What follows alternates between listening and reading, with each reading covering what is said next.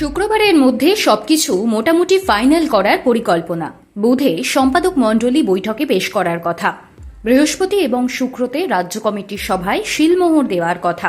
কিন্তু তার 24 ঘন্টা আগে যা হালচাল, তাতে প্রাথমিক প্রতিক্রিয়াতেই আটকে রয়েছে সিপিআইএম। শরিকদের সঙ্গে জোটের জট ছাড়াতে গিয়ে বেশ মুশকিলে পড়েছে আলিমুদ্দিন। 3 শরিক নিজেদের অবস্থানে অনড়। তার মধ্যে আবার নওশাদ সিদ্দিকীর আইএসএফেও আপত্তি রয়েছে কারো কারো। জটিল পরিস্থিতিতে পড়ে সিপিআইএম শেষ মুহূর্ত পর্যন্ত জট ছাড়ানোর লড়াই চালিয়ে যাচ্ছে। বিধানসভা নির্বাচনের প্রস্তুতির ছক সাজাতে গিয়ে যে কারণে বারবার শূন্য থেকে শুরু করতে হচ্ছে সিপিআইএমকে। 2 বাম শরিক দল সিপিআই এবং আরএসপির সঙ্গে সোমবারও এক দফায় বৈঠকে বসেছিল বামফ্রন্ট, কিন্তু রফা সূত্র অধরাই থেকে গিয়েছে। 2 দলই আরও বেশি আসন লড়ার দাবিতে অনড়। আগের বৈঠকের পরে দাবি ছাড়তে নারাজ ফরওয়ার্ড ব্লকও। আরএসপির জন্য 12টি বিধানসভা আসন বরাদ্দ করা হয়েছে, তা নিয়ে সমস্যা নেই তাদের। কিন্তু বোলপুর, আলিপুরদুয়ার, বাসন্তী সহ আরও 7টি আসন চাইছেন আরএসপি নেতৃত্ব। বামফ্রন্টের চেয়ারম্যান বিমান বসুকে দেওয়া চিঠিতেও 19টি আসনের কথাই বলা হয়েছিল। আরএসপি নেতৃত্বের যুক্তি, দল ও সংগঠন টিকিয়ে রাখতে ন্যূনতম এই সংখ্যক আসন তাঁদেরকে লড়তে হবে। আর শুধু আইএসএফ এর মতো দলকে নিয়ে ভাবলে চলবে না, বাম আন্দোলনকে শক্তিশালী করতে হবে। সিপিআই এর জন্য 14 থেকে 15টি আসন ঠিক হলেও তারা আরও কয়েকটি চাইছে। ফরওয়ার্ড ব্লক আবার 21টি আসনে লড়ার দাবির পাশাপাশি আইএসএফ এর সঙ্গে সমঝোতা নিয়ে আপত্তি তুলেছে। সিপিআইএমের রাজ্য কমিটির বৈঠকে আগামী 19 ও 20 ফেব্রুয়ারি আসন ধরে প্রার্থী তালিকা নিয়ে আলোচনা হওয়ার কথা।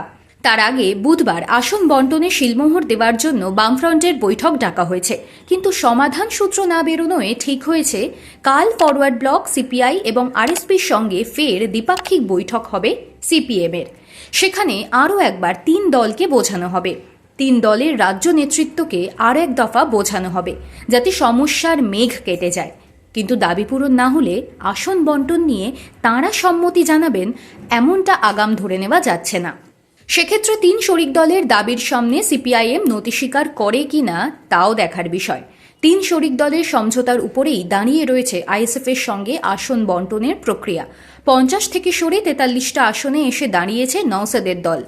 কিন্তু কিছু আসন আবার বাম শরিকদের সঙ্গে কমন পড়ে গিয়েছে। সেই আসনগুলো আইএসএফকে তারা ছাড়তে নারাজ। নওশাদকে আবার সিপিআইএম 30টার কম বেশি আসন দেওয়ার কথা ভেবে রেখেছে। দ্বিতীয় বৈঠকে তাঁকে সেই আভাস দেওয়াও হয়েছে। 3 শরিকের অনড় মনোভাবের পর নওশাদ যদি না মানেন, তাহলে নতুন সমস্যা তৈরি হবে। সেই জটিল পরিস্থিতি কিভাবে কাটানো যাবে তা নিয়েই আগাম প্রস্তুতি নিতে শুরু করেছে সিপিআইএমের শীর্ষ নেতৃত্ব।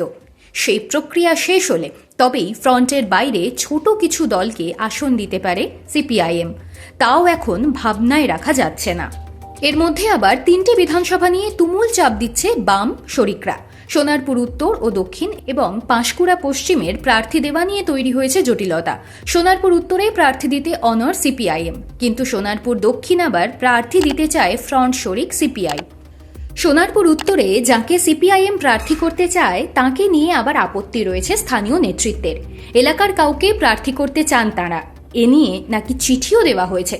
অন্যদিকে আবার সোনারপুর দক্ষিণ সিপিআই চাইলেও তাদের ছাড়তে নারাজ সিপিআইএমের স্থানীয় নেতৃত্ব। তাঁদের দাবি, সায়ন বন্দ্যোপাধ্যায়ের মতো কাউকে প্রার্থী করলে জয় আসতে পারে। ভোটের অনেক আগে থেকেই বাম ঐক্যকে ফোকাস করেছে সিপিআইএম।